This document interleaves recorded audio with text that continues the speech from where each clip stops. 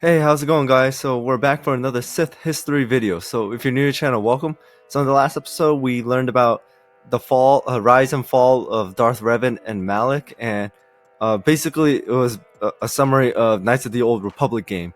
But it was really nice to see them again, and just like a little recap of like what happened and like what their journey went through and like what led them to this and like what led to the downfall and everything. Like the war with the Mandalorians, and when the Mandalorians started attacking the Republic, the Jedi refused, except for like a small splinter group led by Revan that fought against the Mandalorians. But however, they realized the Mandalorians were fighting by any means necessary, so Revan and the group also knew that they had to do the same thing. So by doing so, they fell more and more into the dark side until they destroyed a planet. I think it was called Malachor 5, and killed so many like Jedi and Republic along with Mandalorians that their fall to the dark side was pretty much complete. So we're gonna see what happens later after this. So without anything else, let's get into it. In our last video on the history of the Sith, we told the story of Revan and Malak, Jedi heroes of the Mandalorian Wars who became self-proclaimed Dark Lords of the Sith. Drawn to the dark side by the pressures of war, in 3959 BBY, these two men raised an army and started their own war with the Republic, intent on creating a new Sith Empire. Their war split the Republic and the Jedi Order in two, as many flocked to join the heroes of the Mandalorian Wars in their new crusade. For this reason, this conflict was named the Jedi Civil War, and in this video, we'll be telling the story of this dark chapter of galactic history. A Jedi Civil War. Well, then again, I mean, like, if they are heroes of something that devastated the Jedi, people would want to come to them. After the Battle of Malachor 5, everyone believed that Revan and Malak were dead. They and their followers had disappeared into unknown space, and no one had heard from them since. Then, in 3959 BBY, they returned at the head of an invasion fleet, appearing above the Foros shipyards and opening fire on Republic forces without warning. At Foros, Darth Revan and Darth Malak proclaimed to the galaxy that they were the Dark Lords of a new Sith Empire, and they urged the people of the galaxy to join them. In the Battle of Foros, these new Sith captured a vast portion of the Republic Navy, stealing hundreds of ships from dry dock before retreating back to Sith space. They used these captured ships to bolster their original fleet and the one they were building with the Starforge, and they sent it out to conquer the Republic. In a matter of weeks, the Sith spread out from their holdings on Korriban and in the unknown regions, crushing Republic forces at Roach, Xilla, Alantine 6, and Yagdul. Revan and his followers urged their former comrades in the Republic and Jedi Order to join them and help them build their new empire, and many did. This was because Revan's Sith were different from the orders that had come before.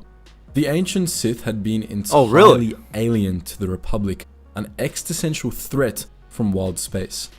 Exarch Kun's Sith had mostly been a mix of Jedi and Republic traitors, but they went to great lengths to distance themselves from their former comrades and make clear they were something new. But Revan and Malak were heroes of the Republic. Their Sith were entirely homegrown. Their empire was just a corrupt remnant of the Republic.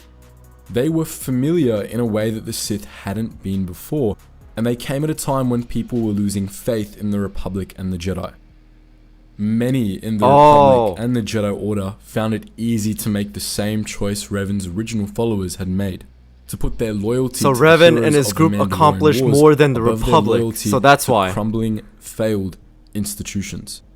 Many Jedi so they succeeded where the Republic failed. And many in the Republic military switched sides, including some of the Navy's top officers such as General Derrid, Mon Halan, and most significantly, Admiral Karath. And as the leaders of the Republic military jumped ship, vast numbers of their subordinates followed suit, trading in their black and orange Republic jumpsuits for sleek chrome Sith trooper armor.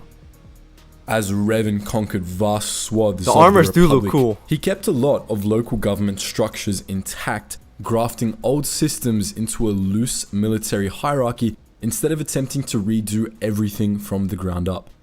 Sith governors, many of them Dark Jedi, were usually installed on conquered planets with garrisons of Sith troopers. They acted as overseers for the existing government, ensuring that the Sith always got their way.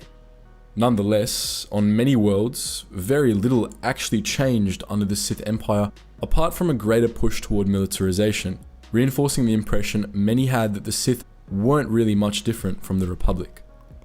The bulk of the Sith Empire itself was a massive military machine composed of armies of Sith troopers and war droids, squadrons of Rakatan-designed Sith fighters, and vast fleets of Interdictor-class cruisers and Centurion-class battlecruisers. Revan's Sith Order, which consisted of legions of Dark Jedi, Sith Assassins, and a selection of Sith apprentices, acolytes, and lords, operated alongside the ordinary military forces. Both were under So the his overall reputation command as a of hero Darth is Revan what and got Darth him Malak. such a big support. The official capital of the Sith Empire was Korriban, where Revan founded a Sith Academy in the Valley of the Dark Lords. But in practice, the government of the Empire was highly mobile. The Sith Empire, despite controlling vast swaths of territory, effectively operated as a stateless force, a massive independent fleet run by a small clique of officers and Sith Lords who were always on the move. As we've described, the non-force sensitive elements of the Sith Empire strongly resembled the Republic, but the ordinary followers of Revan and Malak were rapidly corrupted by Sith teachings that spread through the ranks.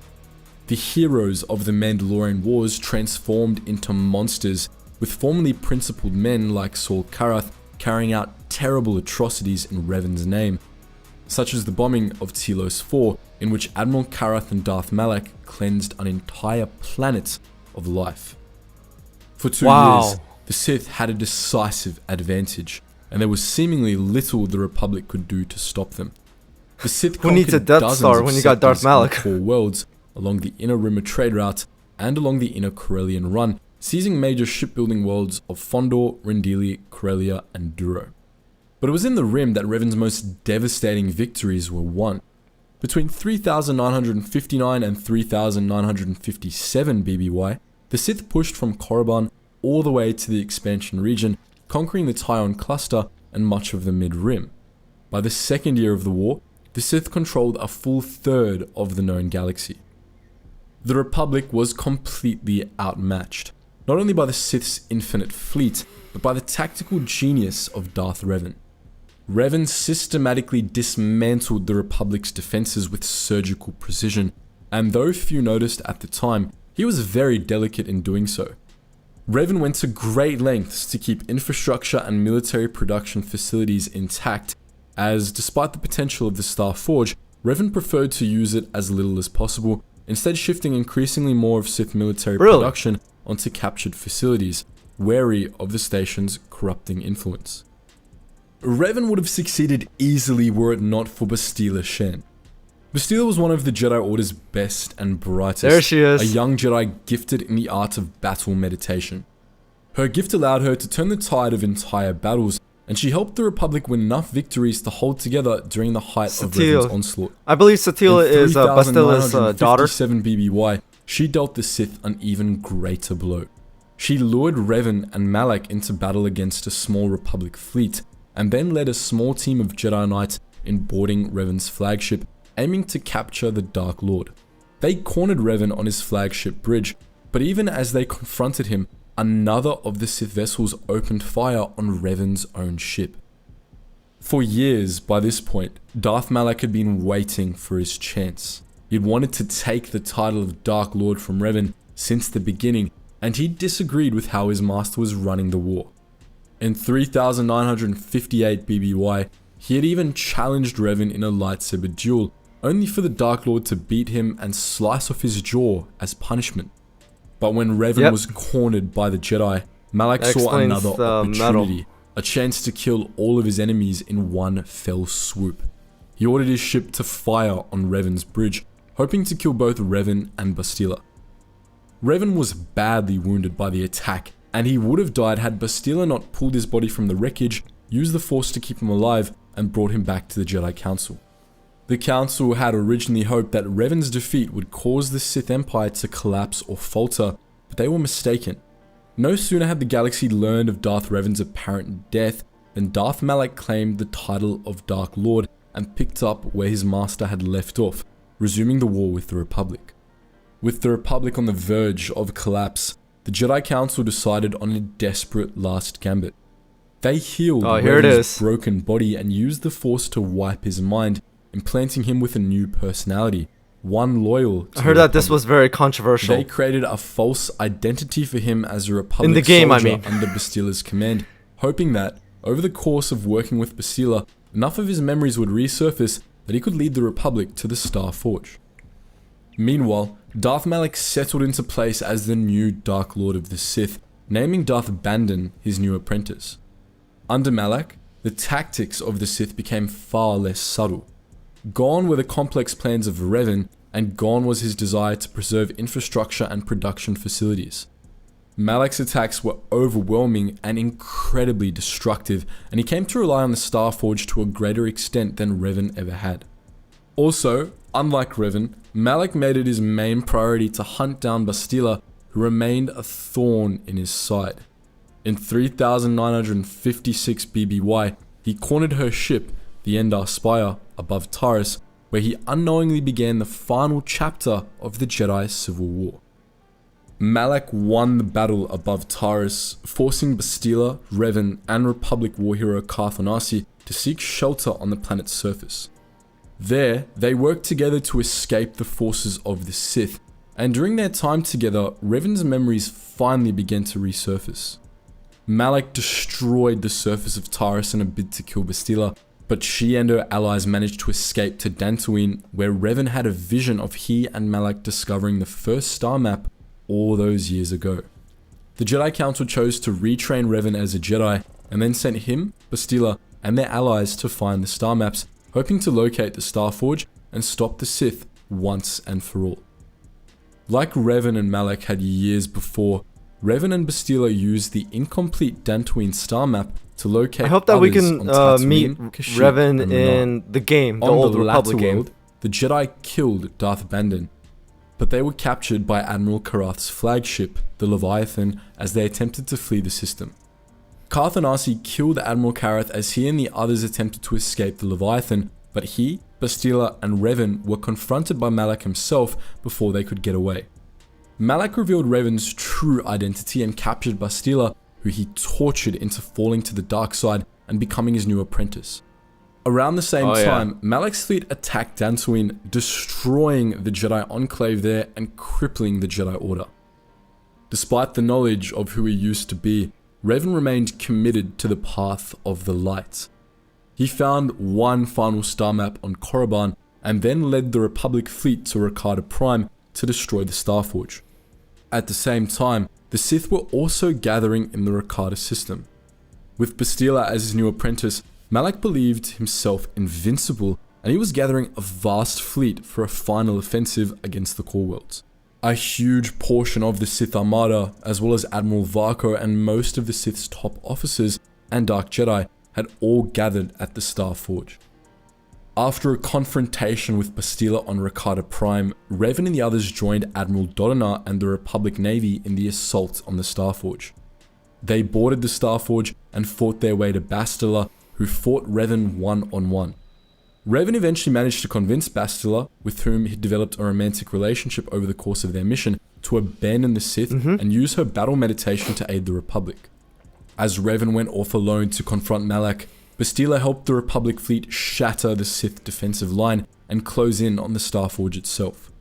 In a final duel, the redeemed Revan killed Darth Malak, and then he and his allies. This is just giving me flashbacks to when I played the game Knights of the Old Republic. Stabilizers, causing it to fall into the sun. Just like that, Revan, Bastila, and the Republic broke the back of the Sith Empire. Malak and all of the Sith leaders were killed in the Battle of Rakata Prime, as was the vanguard of the Sith Armada.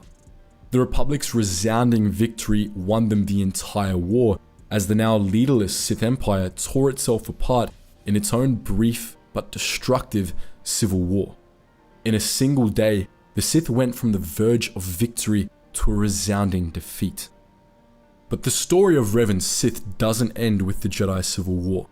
The remnants of the Sith escaped to the Outer Rim, and from the shattered battlefields of the Mandalorian Wars, they now led a new war against the Jedi. But that's a story for another time. All right, that was it.